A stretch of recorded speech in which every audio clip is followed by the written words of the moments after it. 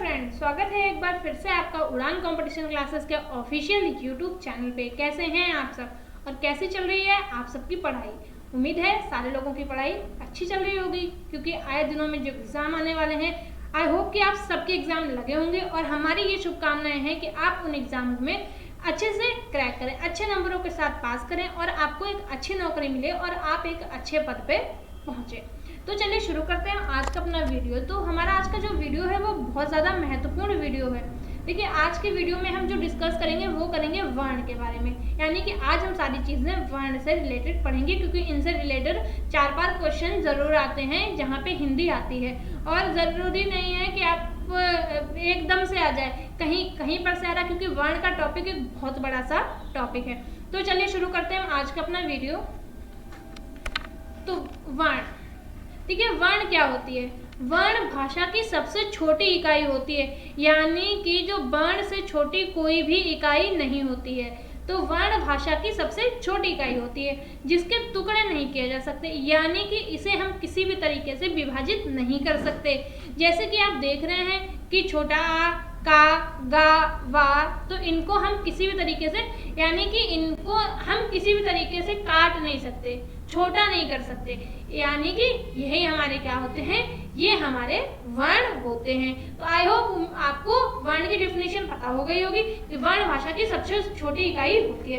तो देखिए, एक हमारा रिलेटेड क्वेश्चन आता है जो कई बार एग्जाम में पूछा गया है कि भाषा की सबसे छोटी इकाई को क्या कहते हैं।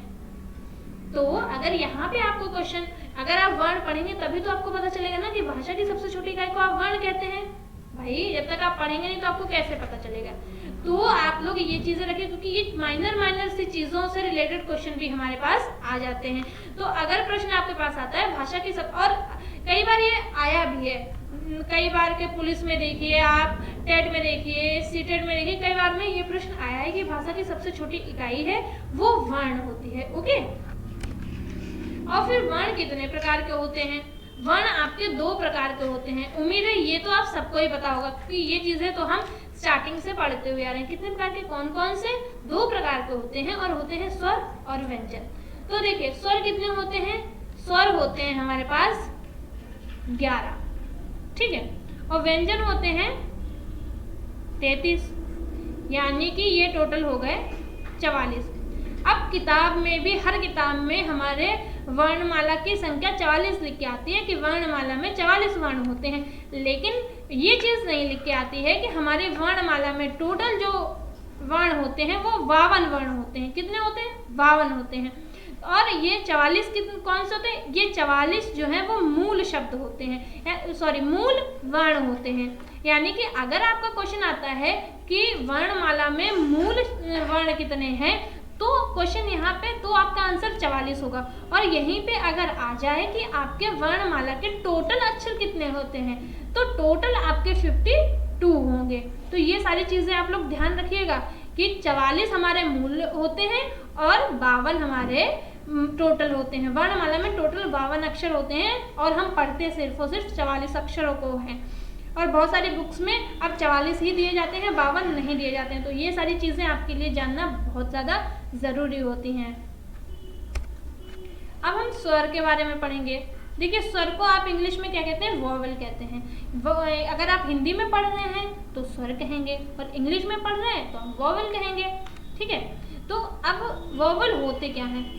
ये वर्ण जिनका उच्चारण स्वतंत्र होता है वे वर्ण होते हैं, यानी कि जिनको बोलने के लिए हमें किसी दूसरे अक्षर की या दूसरे वर्ण की या दूसरे स्वर की आवश्यकता नहीं होती है, ये खुद में ही पूर्ण होते हैं, ठीक है।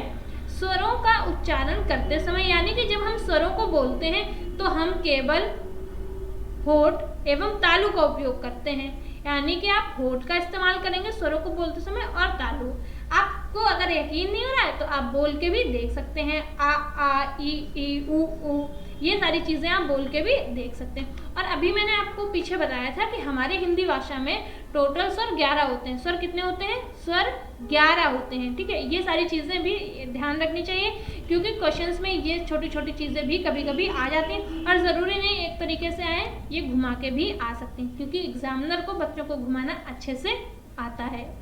तो और वो स्वर कौन से होते हैं, चलिए वो हम स्वर भी देख लेते हैं।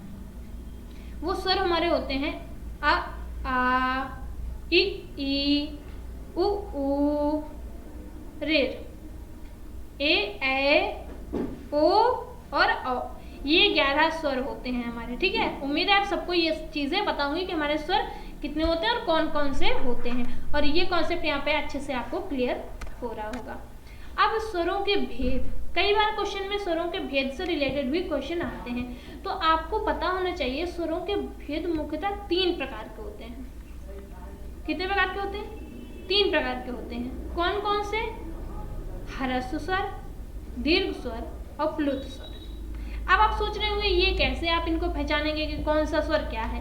तो बेटा जो ह्रस्व स्वर होता है उसको बोलने में हमें थोड़ा सा टाइम लगता है, ठीक है। और जो दीर्घ स्वर होता है उसको हमको ह्रस्व स्वर से जस्ट डबल टाइम लगता है बोलने में।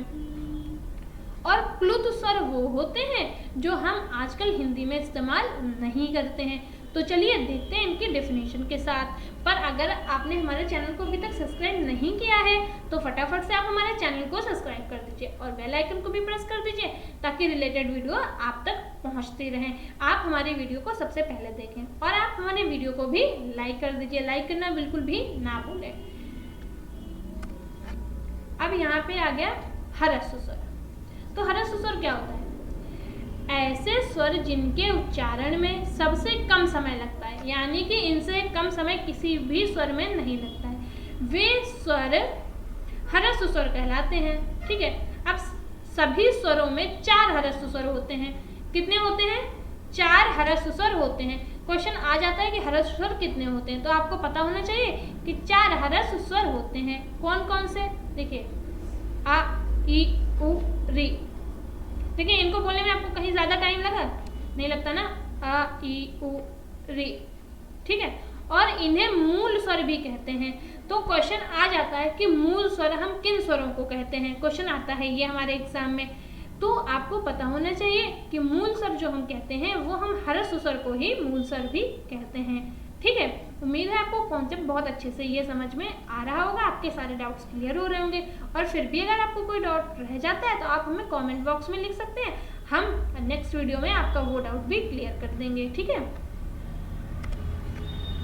अब हम देखते हैं कि ह्रस्व स्वर क्या होता है। देखिए थोड़ा सा टाइम लगेगा लेकिन वर्ड टू वर्ड चीज़ें आपको बहुत अच्छे से समझ में आ जाएंगी। देखिए अब दीर्घ स्वर। दीर्घ स्वर जिनके उच्चारण में ह्रस्व से 2 गुना समय लगता है। अभी मैंने आपको पहले ही बताया था कि ह्रस्व स्वर से जस्ट डबल टाइम लगता है, वे दीर्घ स्वर कहलाते हैं, ठीक है। और हमारी जो वर्णमाला है उसमें दीर्घ स्वर 7 होते हैं। दीर्घ स्वर कितने होते हैं? 7, यानी कि ह्रस्व स्वर 4 होते हैं और दीर्घ स्वर 7 होते हैं, ठीक है। और ये कौन कौन से होते हैं? ये होते हैं आ ई उ ए ओ औ।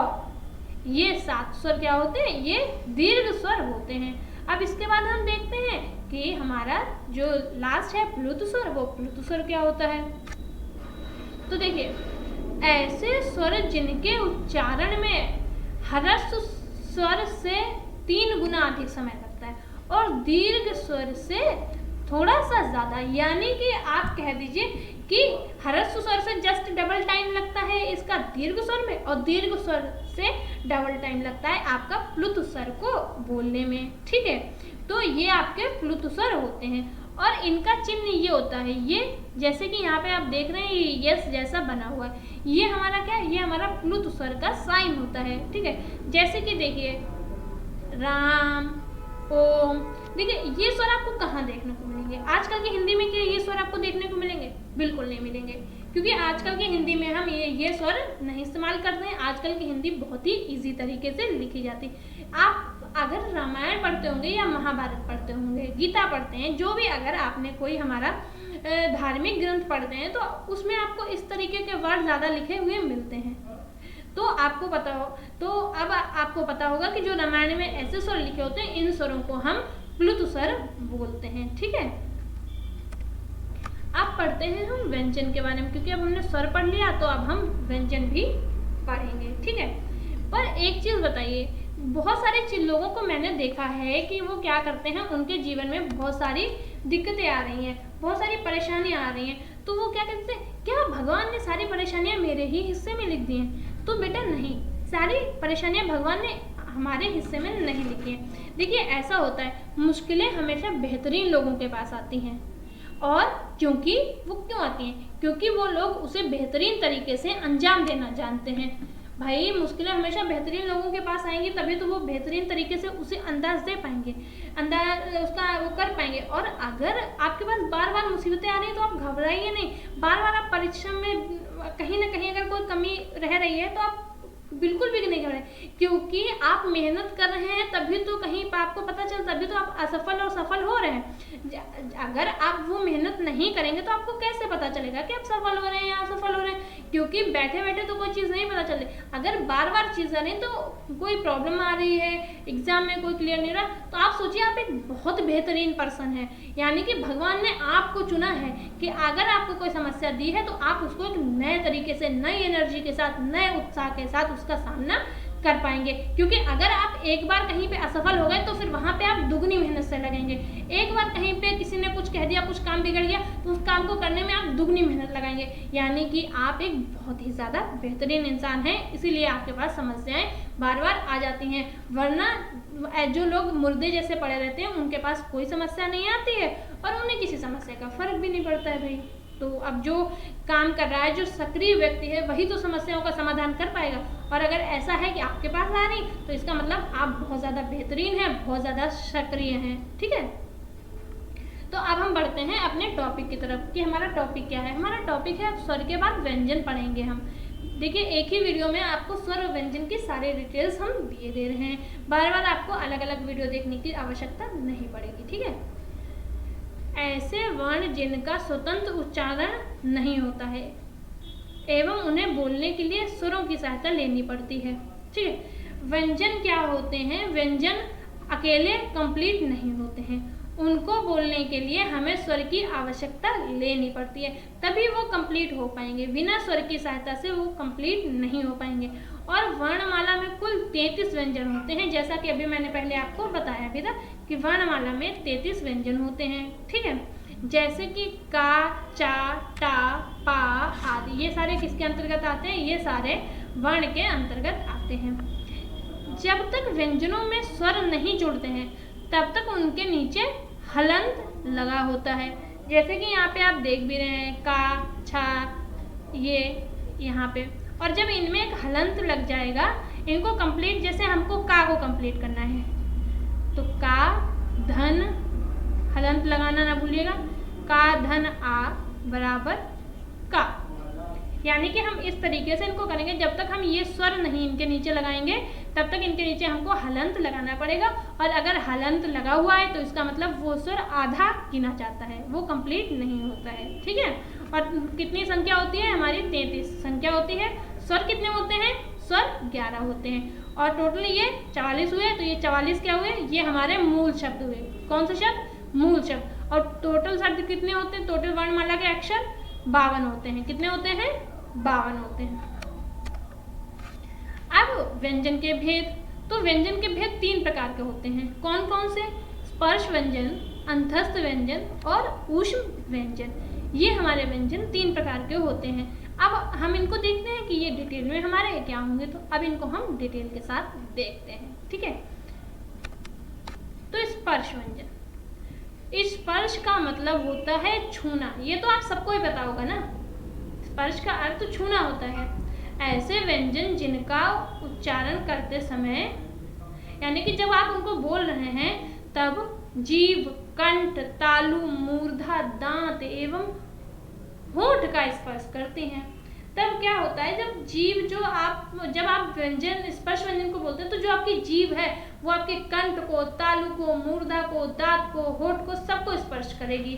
ठीक है, तो इनको स्पर्श व्यंजन भी कहते हैं। ठीक है, और कुल व्यंजन हमारे 33 होते हैं। कितने? और उसमें से 25 स्पर्श व्यंजन होते हैं। कितने स्पर्श व्यंजन होते हैं? 25 होते हैं हमारे स्पर्श व्यंजन, और इन 25 को हमने 5 भागों में बांटा है। ठीक है, ये जो 25 है इनको हमने 5 भागों में बांटा है। अब कौन कौन से भाग हैं, चलिए हम उनको देखते हैं। तो देखिए यहाँ पे देखिए, का वर्ग में, चा वर्ग में, टा वर्ग में, ता वर्ग में और पा वर्ग में। अब इन हर 5 वर्ग के अंदर 5-5 व्यंजन होते हैं। जैसे कि काउंट कर लीजिए, 1 2 3 4 5, यानी कि इनको 5 वर्गों में बांटा गया है और हर एक वर्ग में 5-5 आपके व्यंजन होते हैं। देखिए का वर्ग में हमने ले लिया का, खा, गा, घा, णा, यहाँ हो गया आपका। फिर चा वर्ग में चा, छा, जा, झा, वा, ठीक है। फिर टा वर्ग में टा, ठा, डा, ढा और अणा। ता वर्ग में ता, था, दा, धा और ना। फिर हमारा लास्ट बचता है पा, तो फिर हो गया पा, फा, वा, भा और मा, ये हो गया। मतलब कि हमने स्पर्श व्यंजन, हमने नहीं, हमारे व्याकरण आचार्यों ने स्पर्श व्यंजन को 5 भागों में बांटा है और हर एक भाग में 5-5 व्यंजन होते हैं, ठीक है। अब देखते हैं हम आगे, अंतस्थ व्यंजन। अंतस्थ व्यंजन क्या होते हैं, ठीक है। अंतः का मतलब होता है भीतर, यानी कि अंदर, ठीक है। भीतर का मतलब अंदर होता है। ऐसे व्यंजन जो उच्चारण करते समय हमारे मुख के भीतर ही रह जाते हैं, यानी कि मुंह के भीतर आपके कहीं यहाँ पे रह जाते, गले में रह जाते होंगे, कहीं आपके मूर्धा में रह जाते होंगे, तो आपके क्या वो अंतस्थ व्यंजन होते हैं। यानी कि जिन व्यंजनों का उच्चारण होता है लेकिन वो मुख के अंदर ही रहते हैं, उनकी ध्वनि आती है लेकिन वो कहीं ना कहीं आपके मुख के अंदर से बोले जाते हैं, उनको हम अंतस्थ व्यंजन कहते हैं। और व्यंजनों में 4 अंतस्थ व्यंजन होते हैं। कभी कभी क्वेश्चन आता है कि अंतस्थ व्यंजन टोटल कितने होते हैं, तो आपको पता होना चाहिए 4, या फिर इन 4 में से कोई एक लिख देते हैं और कह देते हैं कि अंतस्थ व्यंजन कौन सा है, या फिर इन 3 लिखते हैं और एक कोई डिफरेंट लिख देते हैं और बोलते हैं कि अंतस्थ व्यंजन कौन सा नहीं है। तो एक बहुत तरीका है, बहुत इजी तरीका है इसको याद करने का। देखिए ये सीक्वेंस से ही आते हैं ना, या, रा, ला और वा। इनको कहीं अलग अलग से तो नहीं याद करना है ना, एकदम तरीके से लगे हुए हैं, यानी कि हमारे वर्णमाला है, इनको एकदम तरीके से लगाया गया है। तो आप एकदम से ऐसे ही याद कर लीजिए कि जो अंतस्थ व्यंजन होते हैं वो 11 लावा होते हैं। तो ये भी एक इजी तरीका है अंतस्थ व्यंजन को याद करने का। और जरूर याद रखिए 4 अंतस्थ व्यंजन होते हैं, ठीक है।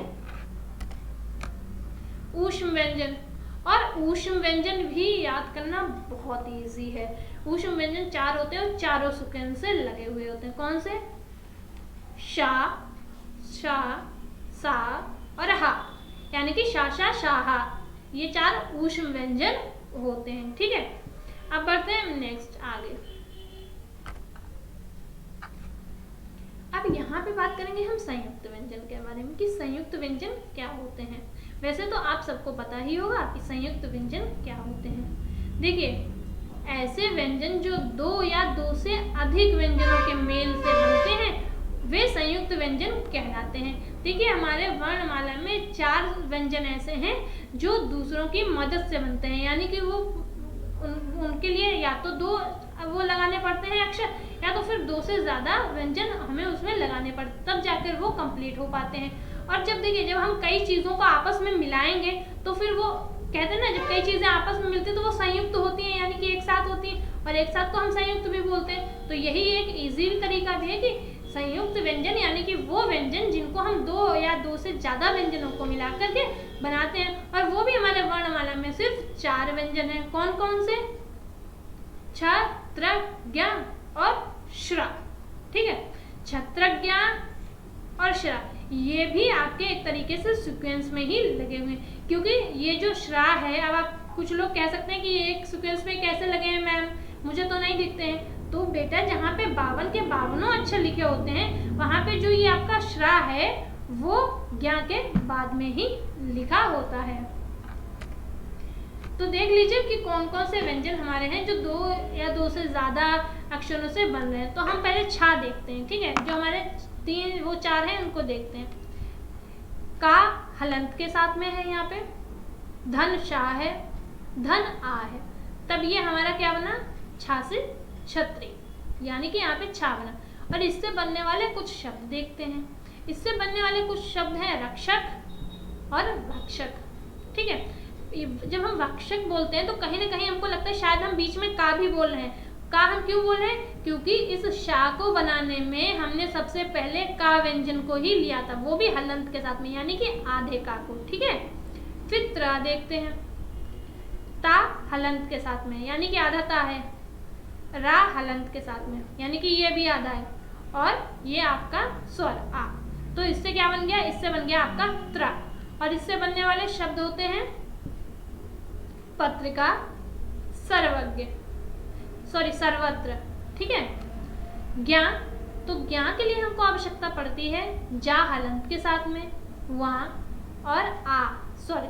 ठीक है, तो ये क्या हो गया? ये बन गया ज्ञा। तो ज्ञा से बनने वाले शब्द सर्वज्ञ और विज्ञापन। ठीक है, लास्ट हम श्रा देख लेते हैं। शा हलंत के साथ में होता है यहाँ पे, रा हलंत के साथ में होता है यहाँ पे, और आ होता है, यानी कि हर किसी व्यंजन को बनाने के लिए एक स्वर की आवश्यकता होती ही होती है। ठीक है, तो ये आपका बन जाता है श्रा। और इससे क्या बनते हैं? देखिए, श्रीमती, श्रीमान, श्रवण, ये शब्द किससे बनते हैं? ये हमारे इस श्रा से बनते हैं। ठीक है, उम्मीद है आपको आज का टॉपिक अच्छा लगा होगा और आज आपके सारे डाउट्स आपके क्लियर हो गए होंगे। और फिर भी अगर आपको कोई डाउट है तो आप हमसे कमेंट बॉक्स में पूछ सकते हैं, हम आपके डाउट्स जरूर क्लियर करेंगे। तो हमारे वीडियो को लाइक कर दीजिए, और अगर आपने अभी तक हमारे चैनल को सब्सक्राइब नहीं किया है तो चैनल को सब्सक्राइब कर दीजिए। मिलते हैं फिर एक न्यू वीडियो के साथ।